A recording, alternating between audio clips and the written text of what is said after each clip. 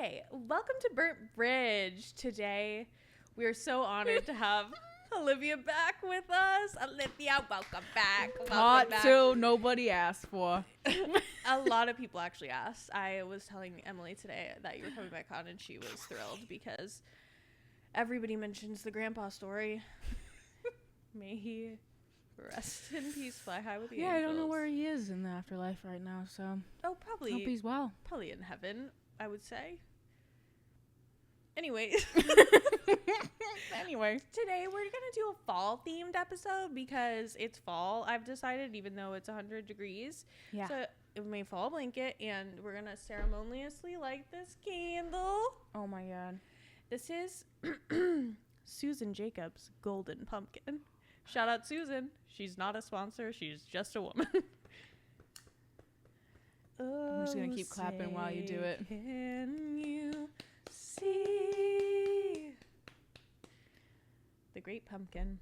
I feel like we're at the Olympics right now. Lighting of the torch. Imagine it blows up. Wait a minute. Wait. Hey. Okay, let's get to it. Let's shout out some sober people real quick. Okay. Nikki has a year as of Sunday. Congratulations, Nikki.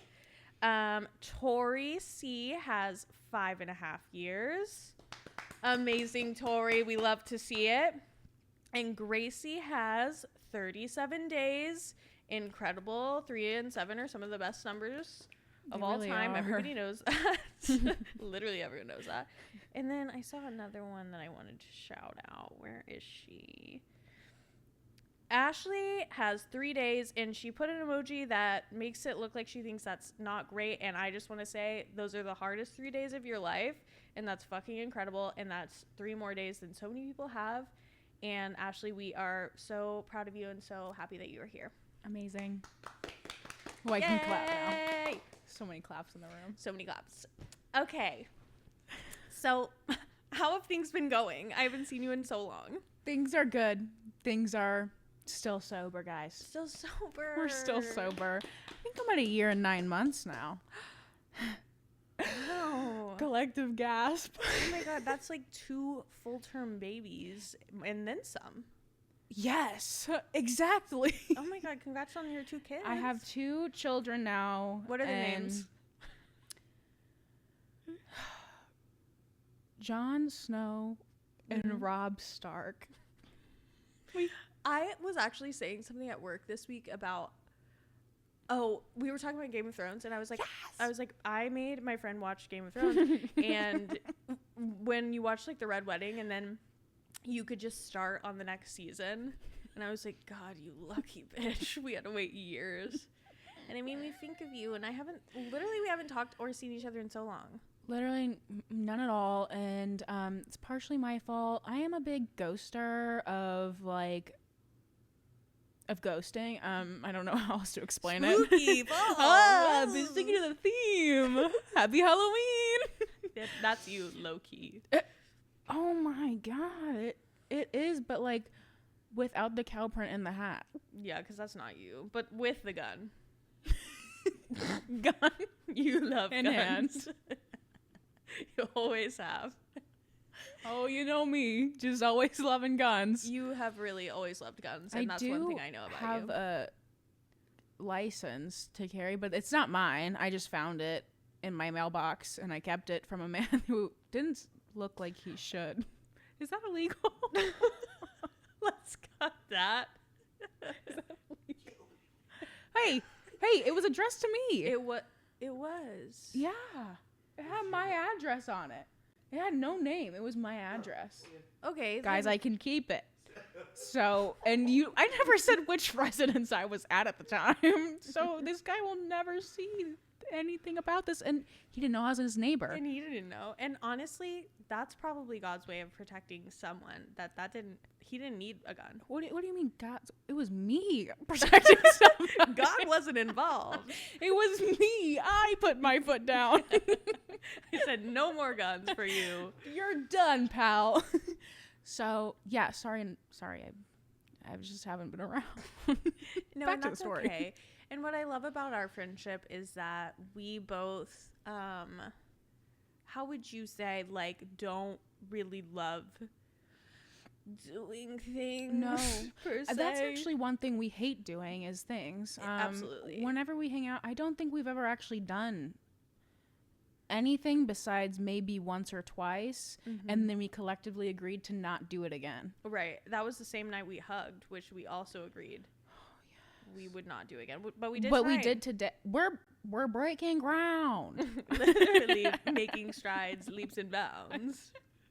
This is crazy. But I really do like that about a friendship because, like, I worry a lot that everyone's mad at me because of who I am.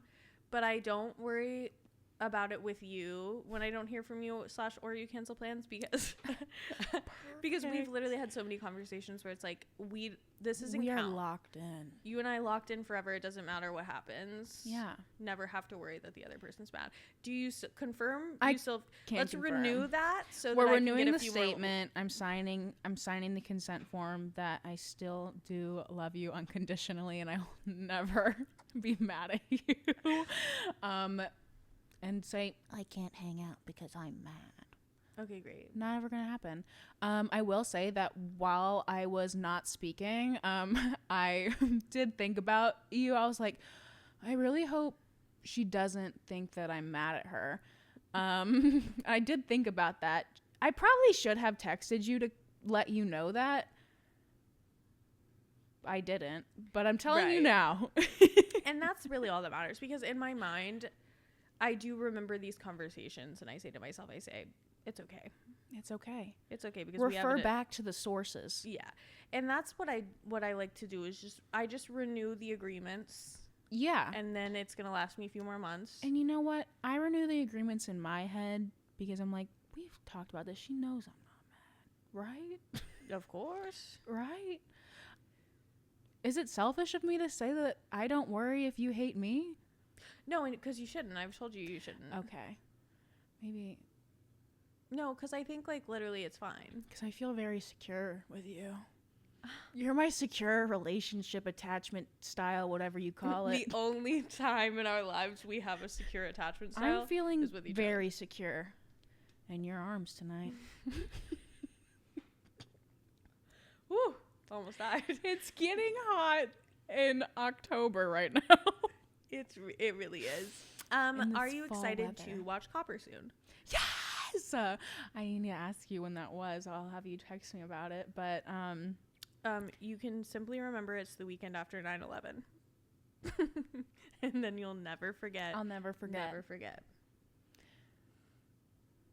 Speaking of 9/11, Yes, I've always. been seeing a lot of posts on my For You page about it. Well, it is. The time is almost nigh. Do you guys? What do we feel about this, guys? What are we thinking? What do people do in schools now for 9/11? Like, you know is that a thing? It's called, now we call it Patriots Day. I have to make a lot of social media posts for my clients about it. Ooh.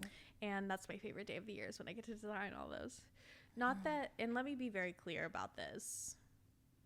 Obviously, 9/11 was the worst thing, probably ever that happened on American soil. However, I am so fascinated by it, and I always have been, and I always will be. I hate to say it, but it's your favorite thing. Not that's like when Will introduces me to people, like one of the first things he says is she loves 9/11, and I'm like, wait, we can't say that because that's not what I mean. That's not what I mean when I say it. I'm just really fascinated. Thoroughly into it, somewhat enjoying it. Well, it's the thing of like true crime where it's like, oh yeah, it makes me feel safe to watch something not safe.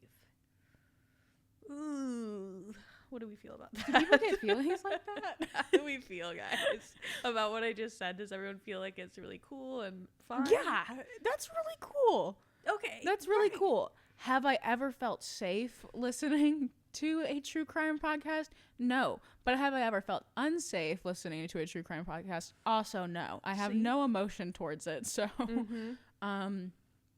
yeah. If you feel I'm glad you have an emotion towards it. Thank you. And it's a safe emotion. Exactly. And it's like at night, like literally this is the reason.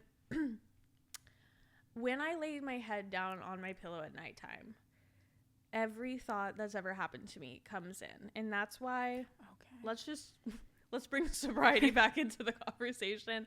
That is why I used to drink, because I don't like having those thoughts because of just like all the mental illnesses I have and like the way that the thoughts are really all consuming at all times. So if I'm able to turn on something that is without question worse than the thoughts happening, it brings a sense of peace and calm. Wait, I think I should start getting into 9/11. Hey, I think you're onto something with this. I remember the first time I told my therapist, my individual, only my therapist. I've never heard of a therapist, actually. The first time I told her about this, I was like, but like, I just like casually mentioned it, and she was like, let's back up for a second. And I was like, no, guys, it's really normal, please.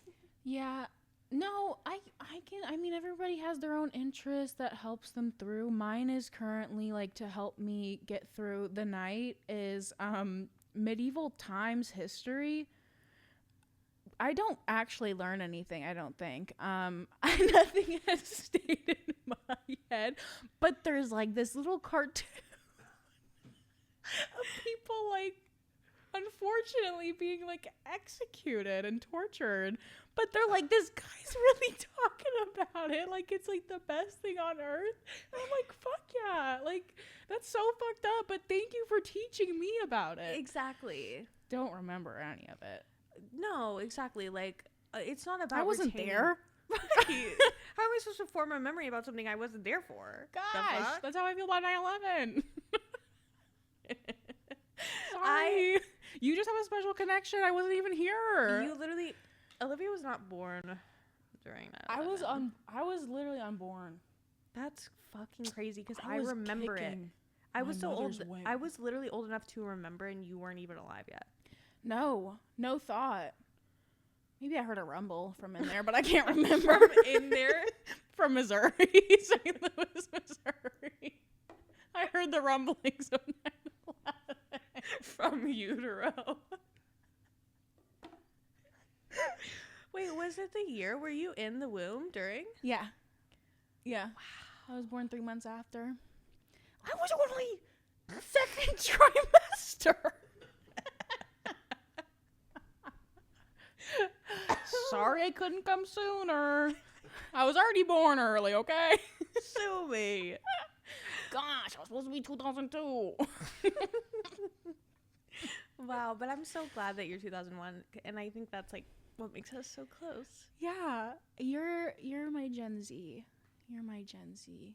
And I don't know how to word it. What do you mean by this?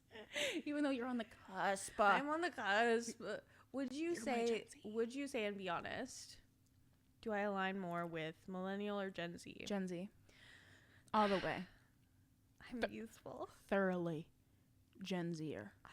I'm literally going to clip this and send it to my boyfriend because he disagrees.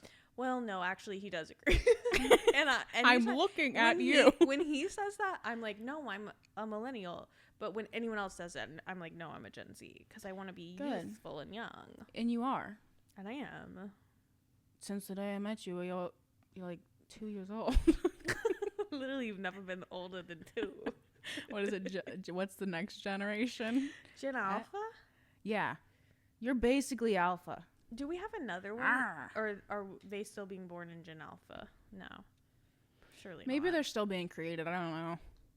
I don't have any interest in knowing those kids. Yeah. Except for my nieces. I'll know them. Alpha stresses me out. No, I only like betas. I'm lucky I'm sober now. Hey, wait a minute. Back up, as Hannah said. Let's backtrack. I don't know who Hannah is. I've actually never heard that name. Okay, Olivia. Pivoting to the spooky season. Let's think about the scariest times of our addiction, the scariest addiction stories we have. And scary in this context, I think, can mean, as I'm deciding right here on the spot, I think it can mean scary in the sense that, like, oh my God, could have died just then. We make the rules. Could be really anything that really. Oh my gosh, I got a few actually now that I'm yay, thinking about it. Do you have a few? Yeah, surely. Anything Are can be we scary. Are we locked and loaded? Everything's scary when you have chronic anxiety. Okay. Okay. Would you set like the to scene. begin? Oh, me set the scene. Set the scene. Ooh, which one do I want to do first? Okay. The scene is I'm on a lot, we'll just say a handful of stimulants. And I'm in a deep psychosis at this point because we have not slept, we haven't eaten, and we are seeing things and hearing things. Ooh. That's not what they sounded like, actually. They sounded like gunshots. Woo. Yeah, there was this time that I was like going through the psychosis for like, I don't know. It felt like forever. It could have been like maybe a couple weeks, but to me it felt like possibly a year. But it started when I kept, you know what? This is on par with the theme because I kept thinking I was seeing a black cat everywhere, and I was like, whose fucking cat is that? That's how it began. But then I kept like hearing people whispering, and I was like, kind of, yeah, like 9/11. Wait, I was literally about to say that. Okay, keep going. You shut up. And so it started with that, and that was pretty early on in the psychosis, fun times. And then it kind of rerouted because I ended up almost crashing my car. Sorry, my Honda Civic, Becky. We love our Honda Civic eras, though. 2009 too. Both of us. 2009. Mm-hmm. What are we, the same? But so essentially, then I almost crashed my car because the whispering got kind of more clearer and louder, and I thought somebody was in my car, and I was driving at night, and I was like, oh my God. So I swerved, but you know what? I corrected. I know how to drive. God forbid a girl's in psychosis. I think I can't drive when I'm doing this. God, don't doubt me ever. But then I was kind of getting into a really bad mental state because of all of this, obviously. And I kind of wanted to, like, you know, as one would commit suicide. And I was like, oh no. And then I kept, anytime I laid my head down or like kind of got quiet for a minute, it sounded like a gunshot going off next to my ear. So it was kind of spooky if I say so. I was admitted shortly after this. Yeah. That'll happen. Yeah. What was it like getting to the mental hospital at that point? Like, what was your journey to the mentee H? Well, I knew something. Okay, so I may have lied a little bit to my parents at the time because I was like 15 or 16. Oh, shit. And so I was like, you guys gotta take me, but I want to go to like an outpatient because I had been to those before, like, been to one before. Not those. Oh my, I was like 16. So I had been to one before, and I was like, yeah, this is gonna like go really well. I think this will really help me because I know there's something not quite right. God forbid a girl hears gunshots every 10 minutes. Every time I close my eyes. Literally. But, yeah, I was like, let's go sign up for an IOP. So we went to a place to have like a meeting with them. And that meeting, it didn't go well actually at all.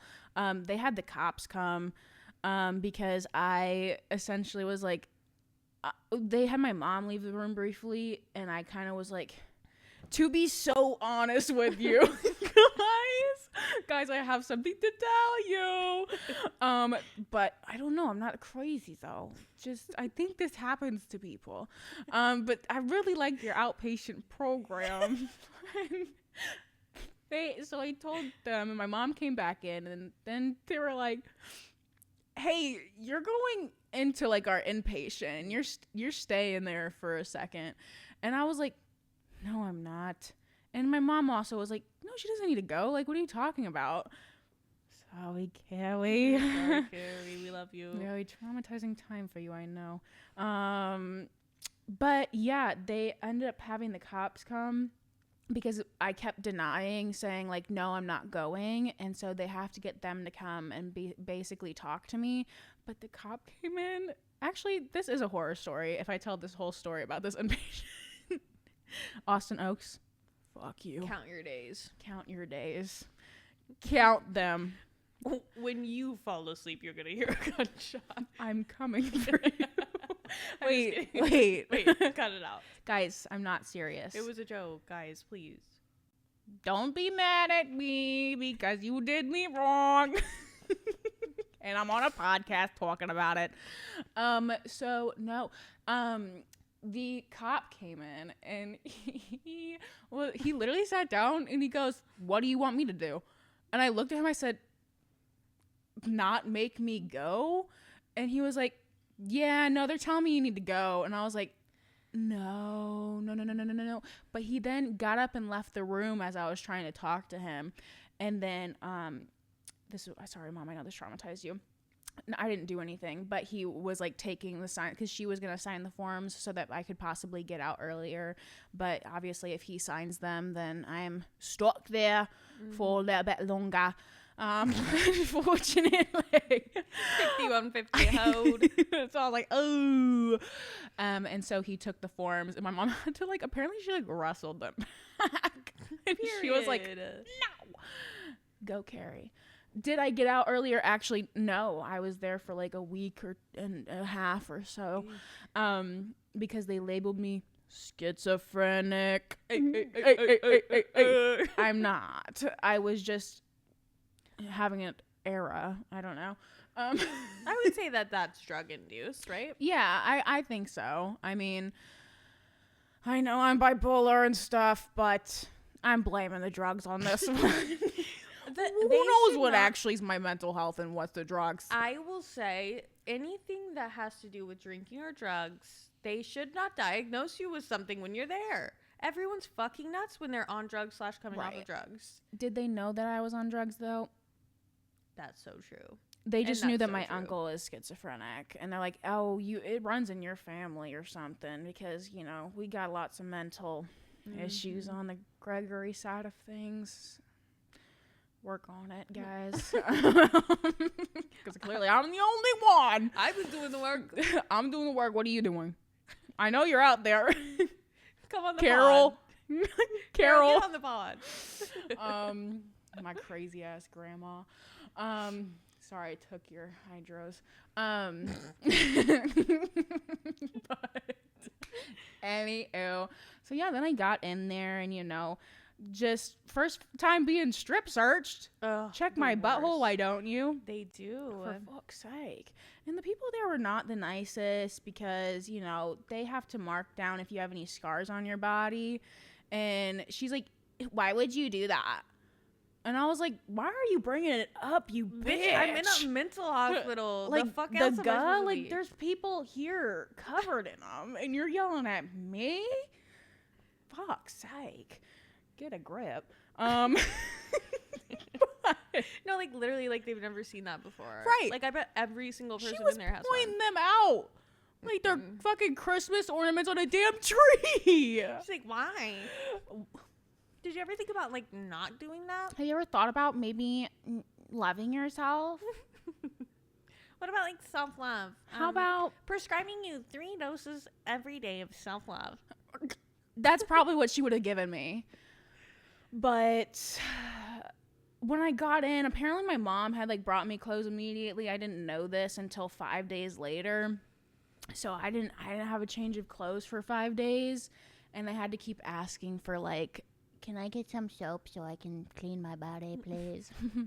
They did not give it to me until 5 days later, and it was literally not the funnest of times because I was kind of just rotting away in there worse.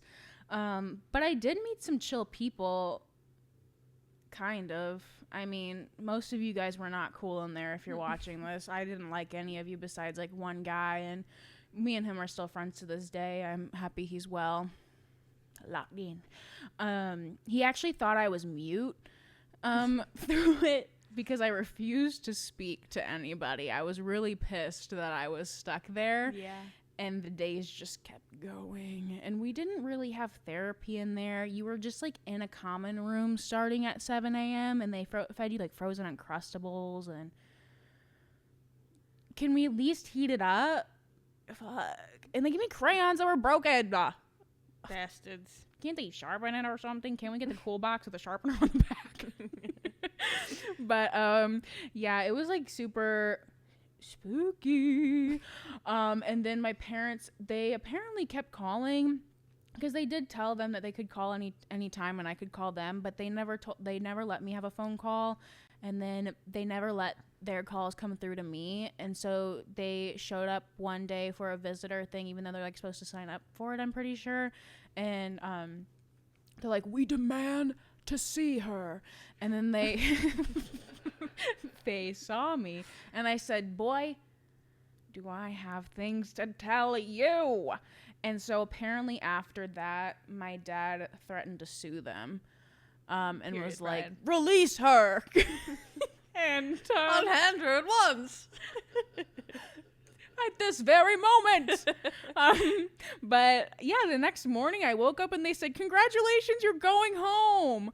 And I was like, at that point, I'm pretty sure, I think my reality switched back to being real because I was so scared shitless that I was like, no, don't, I'm not doing this shit. I'm not doing this because why did I get asked if I wanted a roommate? And then I woke up that very same night that I got admitted, and there is a blonde woman sleeping next to me, and she's doing things. Oh. Not to me, but. Yeah. And I'm like, you are like younger than I am. And they also kept getting mad. Oh, I was actually 17 at the time because they kept getting mad at me that I was not. They kept telling me to get my shit together. Bitch, I'm literally trying. What do you think I'm doing here? I actually brought myself here accidentally. So what did you want me to do? But there's this really cool guy named Terry, and he worked there. And I was like, Terry, get me out of here.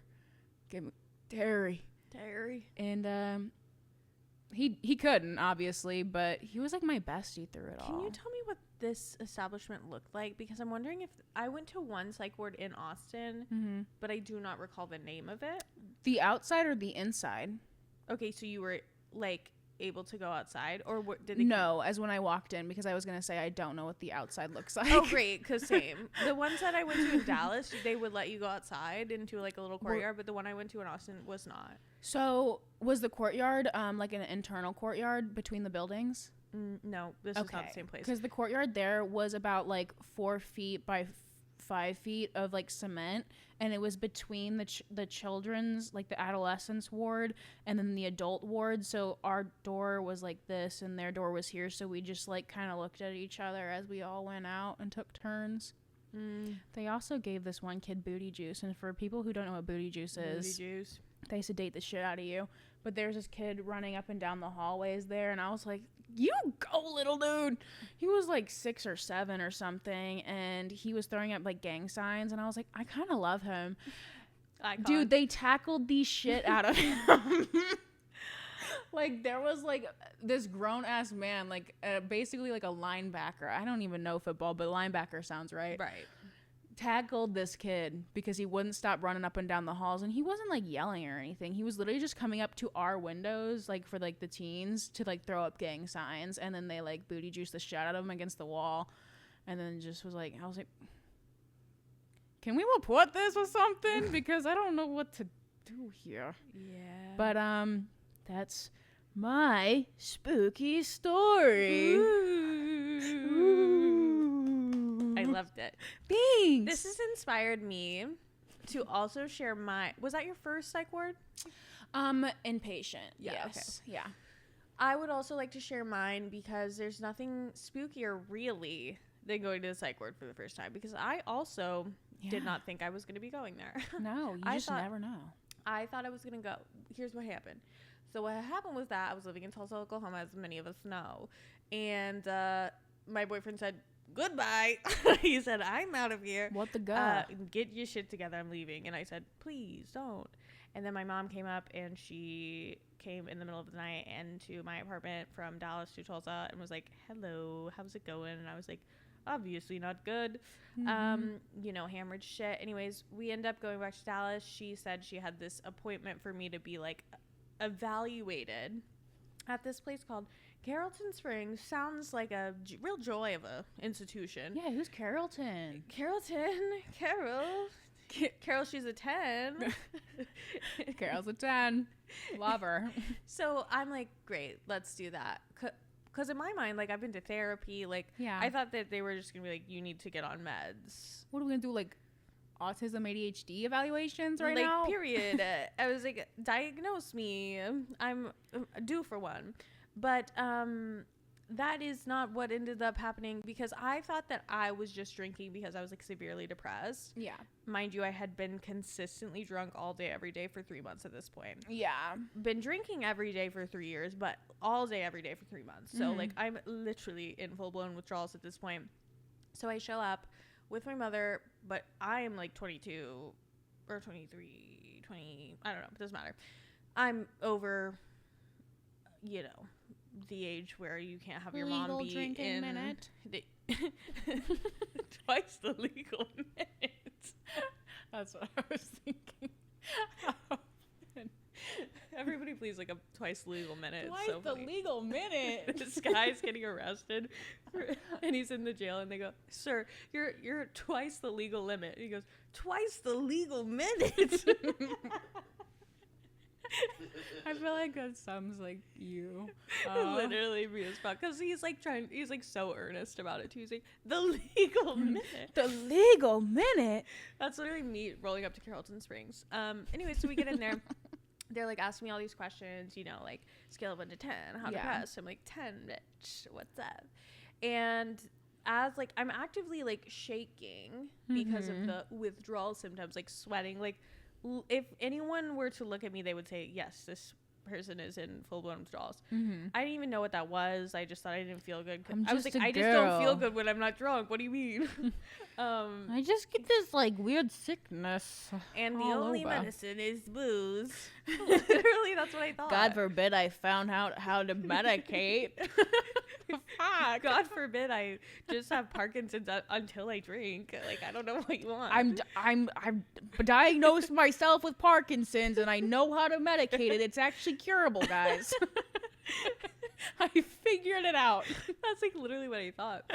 Anyway, so I'm like talking to this woman, whatever. She comes back in, and like, this room is like perhaps 5 by 5, and she keeps leaving me in there for like hours, what feels like. Yeah. And there's a TV, but it's like behind a glass casing, not like glass, but like plexiglass, and there's no remote, and it's just subtitles but no sound. Mind you, what are we watching? I'm so glad you asked. Hallmark movie about someone, like, it was like a romance movie based in a winery. That made me kill myself. No, literally. I was like, hey, is this actually the 7th Ring of Home? I smashed my face into the plexiglass. And like, they left me alone in there for so long, and there's like, it was so terrible. Anyway, she comes back and she's like, hey, so we think that you need to be like admitted. And I was like, sorry, admitted meaning, what does that mean? Literally didn't even know that was that this place admitted people. I thought it was like a therapist's office. What are we admitting here? Like, okay, well, I've got some confessions. What are we admitting here? What are we being honest around? Like, what are you thinking about admitting to me? You can tell me the truth. Okay, I'll admit I have Parkinson's. We have to admit you. You have to admit to me. All right, go ahead. Anyways. Illegal minute? So she's like, we have to admit you. I was like, wait, what do you mean? She explains it. I'm like, oh my God, love that for you, but that's simply not what's going to be happening. I literally didn't even know that was an option on the table. And then she's like, no, you're like having withdrawals to the point where it's like dangerous for us to let you go because you could have a seizure and die. I was like, I will not have a seizure or die. That's crazy.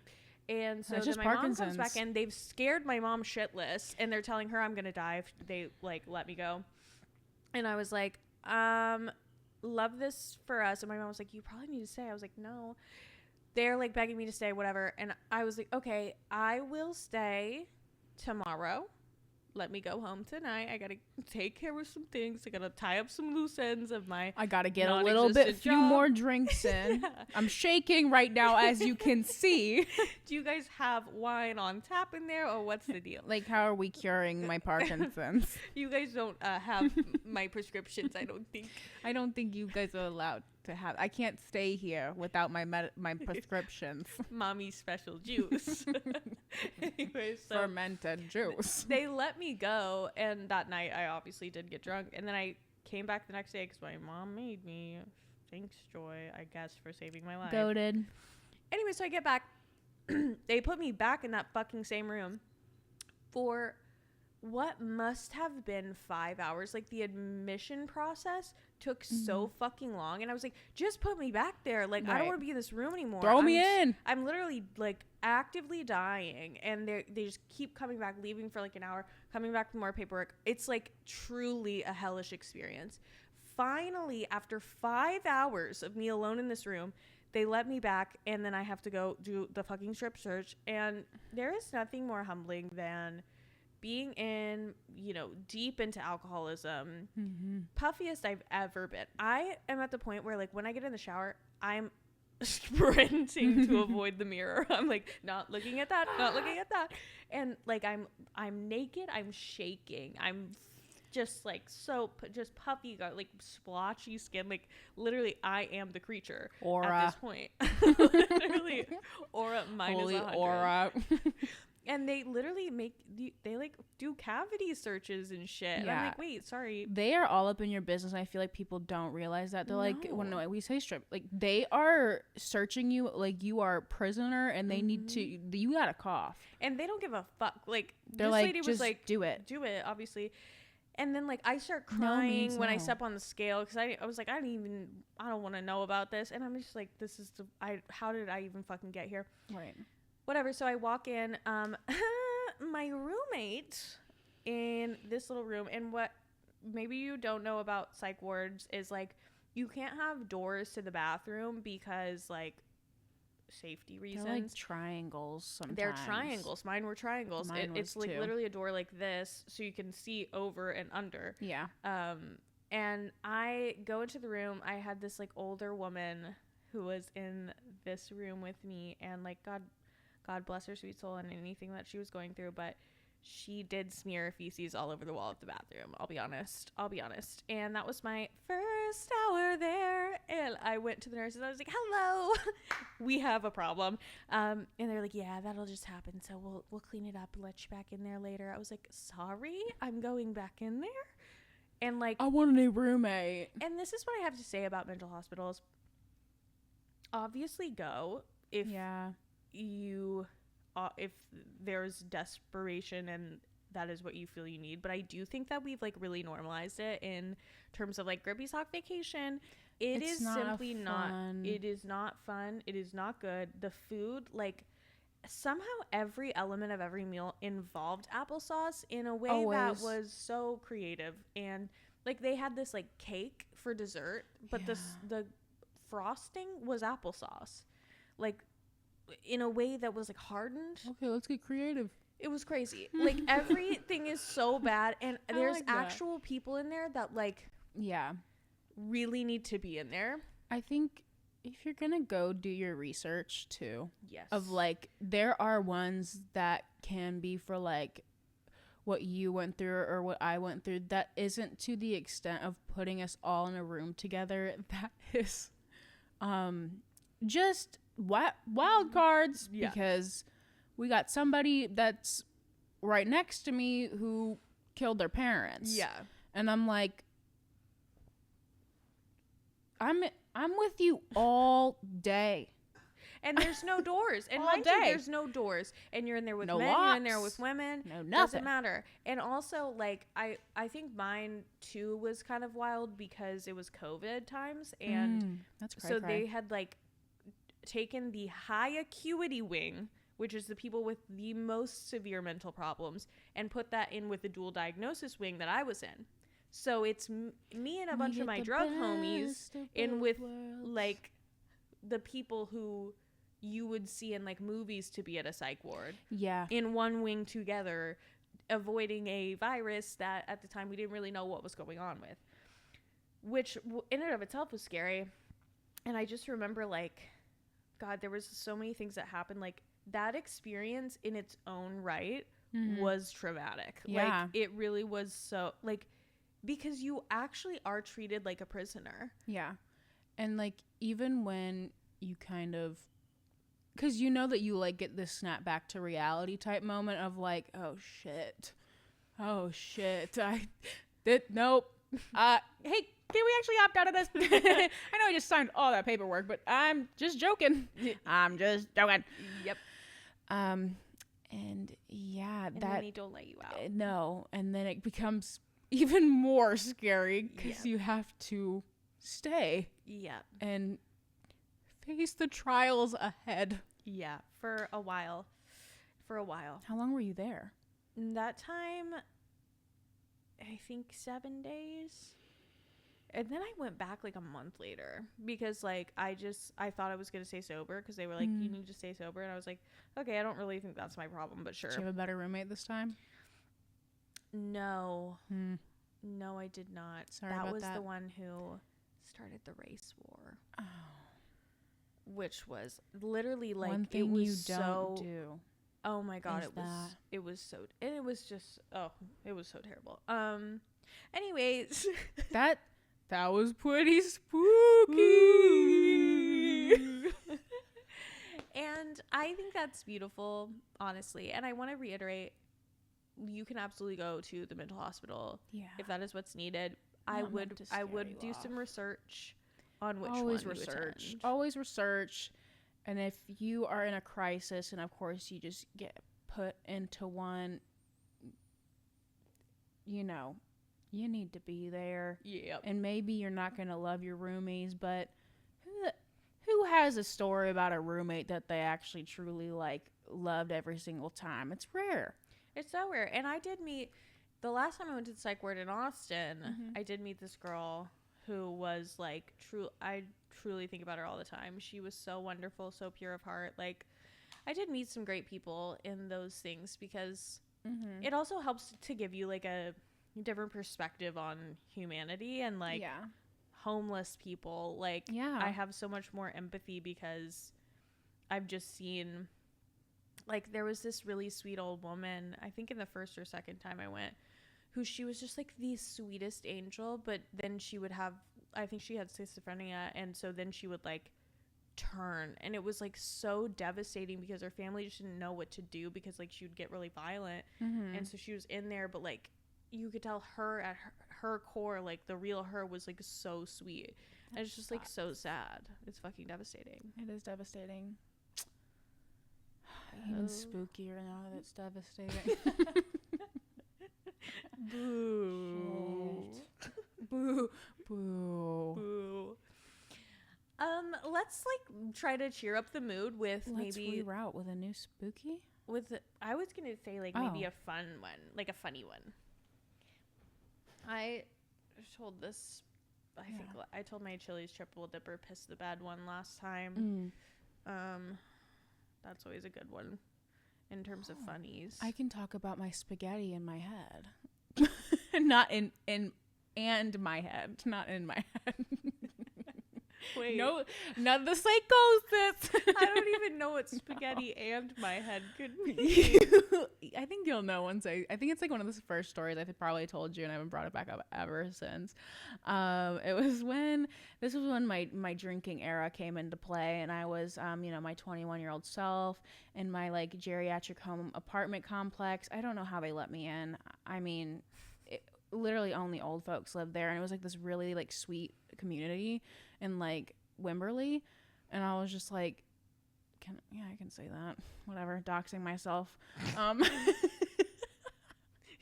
You don't live there anymore. It's okay. Yeah, God forbid.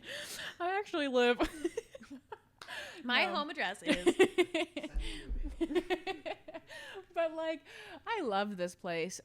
This is not part of the spooky story, but once there was this these foxes that were like had rabies and were going around, and the like town is really small, and it's very small. There's not really a whole lot going on down there, but they have like really cute like mom and pop shops. But there were these feral foxes, and like the city like emailed me and was like, hey, please watch your ankles when you're going to your car, because there's like these foxes biting children and shit. And I'm like, no way. And so I thought it was like hilarious. And then not that the kids I hope they're okay. I hope you guys you should have gotten your vaccine by then. Jesus, if you didn't, then I don't know. Classic Wimberley rabies kids. Like they're everywhere. Spooky. They're running around. But there was a follow-up email like 3 days later that that they were notifying us that they had taken care of the foxes. However, the way they worded it was like the funniest shit I've ever seen in my life. It's like, it was just like a single sentence, and it was like, we have obliterated the foxes. And I was like, what do you mean obliterate? I was like, okay, there's a way to word that. Like, I don't know, like just gotten rid of would have done just fine. The fox problem has been resolved. I was like, thank you for obliterating these foxes. Maybe somebody meant to say, eradicated or something. I don't. I just annihilated. Nuking the foxes. You dropped the second bomb on the fox. I leave my apartment. There's like fucking just like fox guts covering the town. What happened? They put bombs in all of them. But this is literally not even part of the spooky story, but I'm just thinking about the foxes. It lives rent free in my head. But y'all know what a papasan chair is? Yes, I like love little your egg papasan chairs, chair. basically. And usually they're like strapped to the bottom of their thing, holding it. Mine was not strapped. Hence what's about to happen. So I was, I think like a box and like a liter bottle into the night. And I was just having a grand old time. I was cooking. I was literally chefing this shiz up. I tell you what. I put dino nuggets in my spaghetti. Call that chicken parmesan. I did. Yeah. I did. And I was serving it to the person I lived with at the time. And I was like walking over to him, and I was like, dude, check it. And I got super excited, and I just wanted to, sit down, eat my meal after I've worked so hard. It felt like probably 45 days to do that, but it was probably about 30 minutes. You don't know when you're drunk. You know. But I was like, I'm just going to plop right down in my papasan chair, and I'm going to eat my yummy, yummy meal. Bitch. So when I sat down, it immediately fell back out of its like holder at the bottom, but as I went down, I like rotated my bowl. And it was the most amazing thing. I was like Spider-Man essentially, like basically put me in Marvel or something. Yeah. I don't know, give me $1 million. But I had like rotated my bowl perfectly to keep the spaghetti in the bowl. Save the but spaghetti. as this happened, I did smash my face into the door frame of my back patio, which then like dented my head in. It was really weird looking. But Hey. I like that. So I'm thinking about it a lot right now. Al dente. Al dente is great. I'm like, wow. Who would have thought that was amazing? God, I hate it when This people is are funnier amazing. than me. This is amazing. But yeah, I like dented my head in, and of course, like the person that I was with was just like loving life, laughing, and then I was like I couldn't even get up for like 20 minutes. I just held my bowl straight in the air while I laid on the ground because I was just like, I think I'm bleeding. Like there's something wrong here.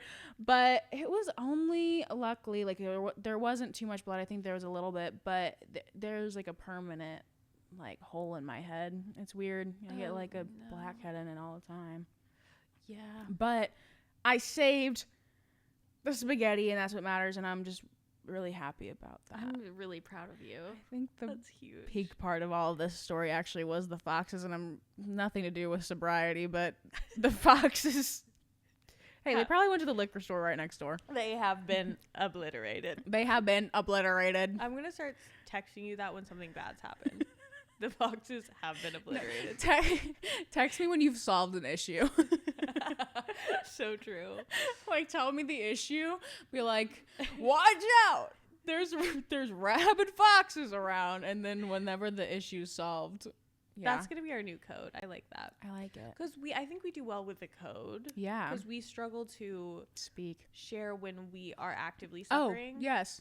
We'll say it after the fact. Yeah. But we will never say it in the moment. Michael. Wait,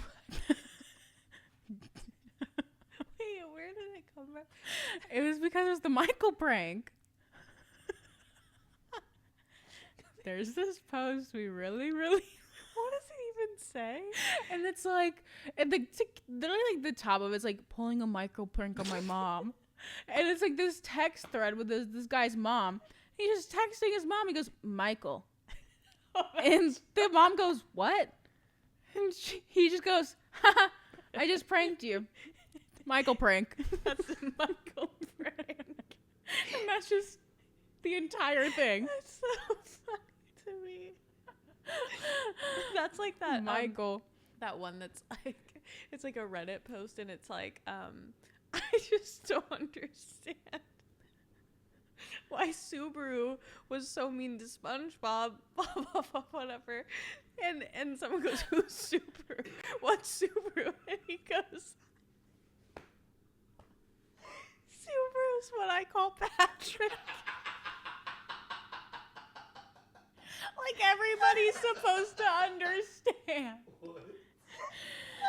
I like what I call Patrick. I call Patrick Subaru. Okay. Thanks for the info. I guess we can piece together the rest of the story now.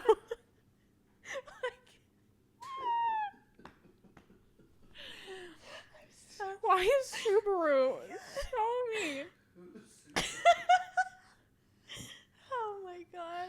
It's shit like that. They're just like, I don't know why. I gets me so mad. You are in tears right now.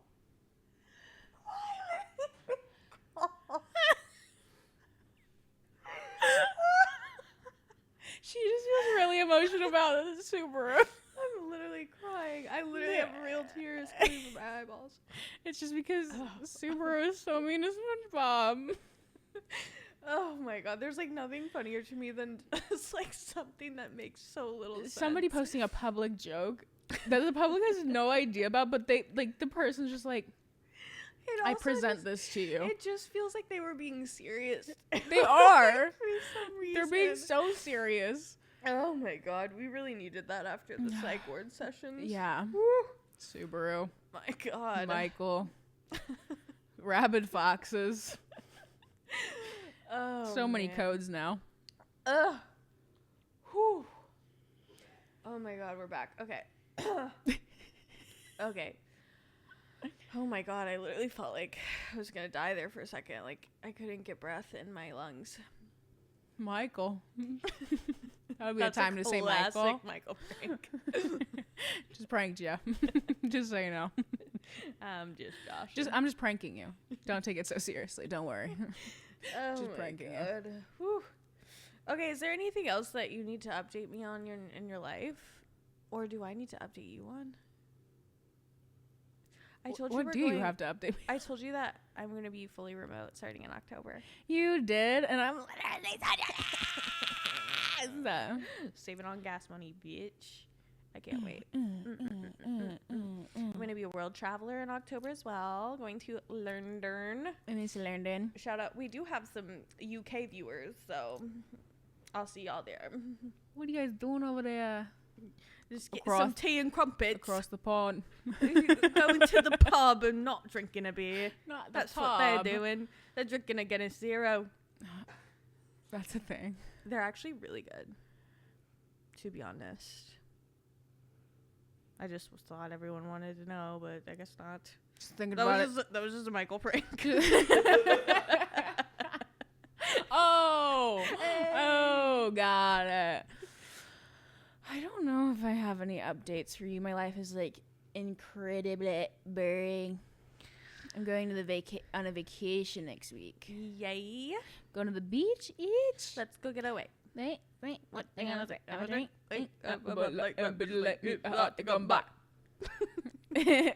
Essentially. Michael prank. Got him. We got the viewers now. Shout out Nicki Minaj. Credit her. Don't copyright us. Because we know we do Nicki, songs please. so I don't want much to make an alike. enemy of you. Well, I'm happy that you're really thriving at your job, it sounds like. Thanks. I know it's really busy, but It's a little busy bee, and I'm happy that you're thriving and you're literally doing things that you've always really wanted to do, and you're just telling me all these things that literally made me tear up before this, that I was just like, you just seem so happy. that's the crazy part is you and I both, we used to be real sad girls. And now I think So we're both true. like, our problems are that, I think literally in my life too, I feel so busy that Neutralized. obliterated. The foxes have been obliterated. Our problems have been annihilated. We found the fucking second den. We hit the second den.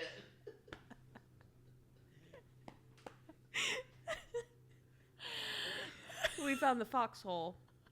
Anybody? I think they say that in the military. Sick reference. That was a Michael prank. I love Michael. I can't breathe. But in all seriousness, I do think the foxes have been neutralized in our lives because because like we truly used to be so sad, and our problem is that we're so Yeah. busy with like the things that have come into Yeah. our life that we used to like literally be desperate for. Yeah, You know? absolutely. We're just like kind of having a glow up. Yeah, I'm trying to find a Wii. Like the console? Like, Yeah. Oh, okay. Mhm. I've been searching on Facebook Marketplace for one. I just want to play bowling. I just want to play Wii bowling. You have my Switch. Can I do that? Yeah. Sorry? Is there bowling? Uh-huh. It's a Nintendo Yeah, it has it on there. You just gotta play. How about whip out the old Switch? I literally did not know this. Yeah, and you just like take off the little joysticks on the side and it. Boom. Oh Done. my god. I'm so glad I didn't buy one today. I'm glad you brought it up I literally because didn't otherwise even know. I would have like come over eventually and I would have seen it. I'm like, what are you doing? Literally. I would have literally questioned you. This guy was going to charge me $80. No, you got a Wow. dusty old Switch somewhere in your casa. I do. Wow. Amazing. Wow. The foxes have been obliterated. By the way, it's decorated with Animal Crossing skin. So if anybody likes that reference, It absolutely is. Well, I'm happy everything's going well. Do you want to go into our segments? let's go into the segment. Yeah. Okay. This one's called You Already Know, Pink Cloud and Rock Bottom. That is the best and worst parts of our weeks. Would you like for me to begin? I think so. Okay, great. We'll start rock bottom. Rock bottom of the week was what is one that I can say on here? Last night I could not sleep, which was rough, and then I had a nightmare related to what I couldn't sleep about. Told you about this earlier, and it was not good, and I woke up and I said, I'm scared. Oh man, fitting with a spooky that's theme. pretty spooky. Pretty spooky. But then I woke up and it's fine. My pink cloud is that some exciting things have been progressing in my life, and I would say that I just feel really happy that my relationship's going well. I have closed all my rings every day this week, except for today yet, but I think I'm on track too. So it just feels like everything's like going well. The only thing that's not going well is when my brain tries to convince me that something's wrong. Right. Love her for that. Right. But I'm just pretty grateful. I'm just feeling good. I'm feeling grateful. Feeling grateful and good. All things obliterated. No, quite literally. All of them. What is yours? My pink cloud is gonna be that I've been going on walks recently, and everybody who moves their body is really onto something. Really onto something here, because I've gotten to see like little bunnies, and I saw like deer and like baby deer yesterday morning, I think, and they were just very sweet because they're not really scared of me. They just kind of sit there and watch me, and I walk like 5 feet from them, and I'm like, I love you. They heard how you defended the foxes. They heard it. They knew me from around. The foxes sent them. Word spread. What can I say? What can I say? And let's think of something not so fun. You know what? Based off last time I was here, we're going to actually piggyback off that. Sorry, Grandpa. We're actually moving on to my grandmother now, who is still alive.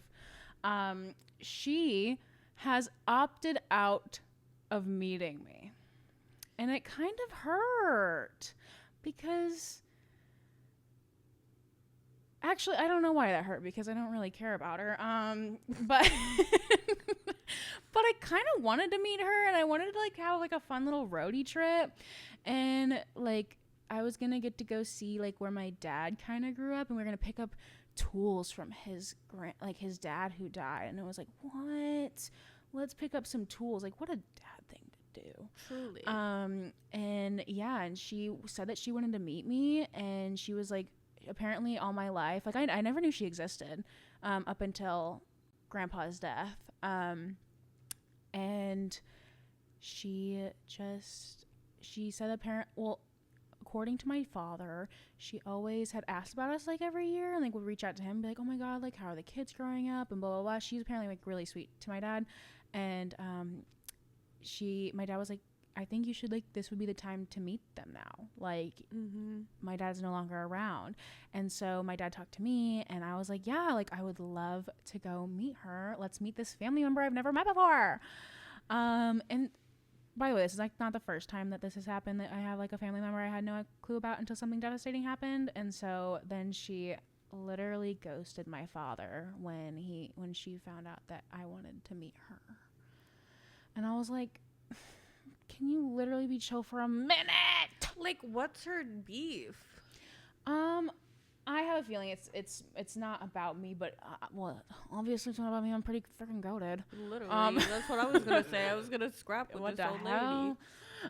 No, but I think she just feels like she is gonna let me down, and I'm like, babes, I have no expectations of you. I literally didn't even know you existed until now. I don't care. Like, yeah. I'm just wanting to meet who you are. Yeah. And who you are to my dad. So, kind of like a bummer. Bum. I think that's an ass. Well, it is ass at the end of the day. It is ass at the end of the day. And I was like, what the hell? It's hard, like, when, especially with relatives, when it's like, we really have done work to, like, undo some generational shit. Yeah. And then when you see someone, like, so much older than you not be able to, like, overcome something like that. Yeah. It's, like, very sad. But at least that, like, you have the self-awareness to know that, like, it doesn't have anything to do with you. Yeah. Because, like, truly you are goated. I was going to tell you something even more devastating, like, about her, but I realized that maybe my dad wouldn't want me to share, but he doesn't listen. So basically, this woman, she never got the chance to have kids because she saw the way that my grandfather treated my dad when he was younger, and essentially, like, was like, I can't have kids with this man, but stayed with him. But she's always wanted kids and grandchildren, and it's just really devastating. And that's why I was like, I want to meet you. And then she decided not to. That is really sad. And I was like, this is the saddest life I've heard of. But you know what, to each their own. I mean, live it how you want. But I find it so fascinating because, like, I've told you, like, my family, there's some elements of my family that weren't what they were supposed to be, and there's people that have not met other people and whatever. Right. And, like, when people don't want to meet people, I find it so interesting because, like, I am so, if there's information to be known, if there's people to be known, I'd like to know them. Right. Like, if I'm related to someone, I want to know what's going on. Like, I just find it so crazy to not be curious. Like, right. But you're right. There are so many, like, other reasons that like, it might just be too painful for her to see, like, what she could have, you know, truly had and didn't end up having. Sorry, girl. But if you stumble across this somehow, I don't think you even know what I look like, but hey, girl, hit my line. Hit me up at any time. Hit me line. But yeah, okay. Wow. Do you want to close your tab first, or? Let's see. What am I closing the tab on this week? Ooh, I bet that's gonna sound nice in the podcast. It's a little wet. Everyone. Okay, I know what it is. This is kind of a lighter one. So Copper, my dog, we've gotten into this habit where, like, I put him on a diet and I feed him, like, little bits throughout the day. Like, I don't feed him, like, big meals. I put, like, little bits throughout the day to, like, kind of tide him over and whatever. Well, he's gotten into a habit, and I also have gotten into a habit of, like, at night, especially when it's hot outside, because one thing about Copper is, like, he won't walk when it's hot. Like, he just will lay down, and he's 85 pounds, and I'm just like, okay, I don't know what to do. I can't lift you, and he just lays down. So when it's hot outside, he doesn't get enough exercise because he refuses to. Mm-hmm. And so then he just gets bored at night, and then he'll just start barking at me. And I'm like, here's some fucking food. Just take it, whatever. Yeah. But I'm, like, trying to be, because, you know, perhaps in a year we will not be the only two living with each other. There might be another human being involved. I'm not pregnant, please. But not what she's saying. That's not what I'm saying. Guys, please stop. Leave me alone. Don't assume anything. Don't make assumptions. Actually, obliterate the idea. Anyways, I'm trying to, like, get him into shape to where, like, if someone I wanted to impress lived with us, like, would they be critical of my mothering to this dog? And so last night we had a fucking standoff. Like, he was being so, you know, when he gets that look in his eyes where of pure rebellion, like, this dog will look at me like I'll be like, no, and he's like, I'm like, okay. He literally retaliates. Like, he actually does. It's insane. I've never seen a dog do that. And he's, like, not, like, being mean. He's just being, like, a teenager. But you can tell that, like, there's thoughts in his head. 100%. There's things going on in that little pea brain that he got. And so, like, last night we're, like, literally fighting, and then I eventually just lock him out of the room because I was like, I'm not feeding you anymore, and you can't bark. It's 12 a.m. We live in an apartment. So then he starts barking outside the door. Usually he just whines outside the door. So then I'm like, are you fucking kidding me? So I let him back in. And, like, I'm trying to play with him, like, with a toy to, like, get some energy out. And he was just, like, so rambunctious. It was fucking crazy. And I was like, I really do not know what. Like, it reminded me of when he was a puppy. And I would have, like, almost depression because I was like, this is so much work. And I literally looked at him and I was like, Copper, like, please, like, hear me what I'm saying. Hear the words that are coming out of my mouth. Like, this is a lot right now. And then eventually he, like, calmed down and I was like, whatever. But what I'm closing my tab on is being a bad mother and just appeasing him with treats and peanut butter when he is being difficult. And I'm going to go the hard way and I'm going to make him be a little good boy. And because he has to stop yelling at me. Like, I need to look like I have some semblance of control in this household. I think if there's another person involved, he might do a little bit better. I don't know. He respects men. I hate to say it, but he's been so good for me anytime. Like, he just can tell if I might have a migraine and he'll leave me alone. Like, he'll lay down with me and stay there. And I'm like, don't you want to, like, bother me or something? This is what I was warned of. I'm really, like, I'm happy to hear that because I do feel so much comfort when you're watching him because, like, I know that you're going to take care of him and I don't want him to be bad for you. But it is fucked up that I've literally raised him since birth and given him food every day of his life and taken him out every single day and fucking played with him and provided him the most toys you could possibly have as a dog, which his favorite one is still the one you gave him. Like, it's fucking rude. I'm like, I literally spent so much money on you. I think it was when I first met him. I brought him a toy because I was out shopping and I thought about him because Bridget we literally always played brought with him that toy up. last night. And he always brings it to me. And I'm like, dude, you're an icon. Thank you for choosing this one. He fucking knows. Anyways, closing Love tab him. on being a bad dog mother. I love Copper. And he loves you. Icon. Hey, Copper. I'm closing my tab. I would say this week with work and being stressed out, I get in a kind of a headspace where my job, I do a lot of things at once with my hands in different parts, and I kind of work 4 jobs in one. And so sometimes I get a little bit in my head about, am I slacking on something else? And if I am, I don't deserve to be here type vibes. Not like, oh my God, I should kill myself. Like, as in I should be fired, guys. Michael Frank. No, I just don't, I just had my anxiety in it. And I just think that it's like imposter syndrome of like, I shouldn't be here. I don't belong here.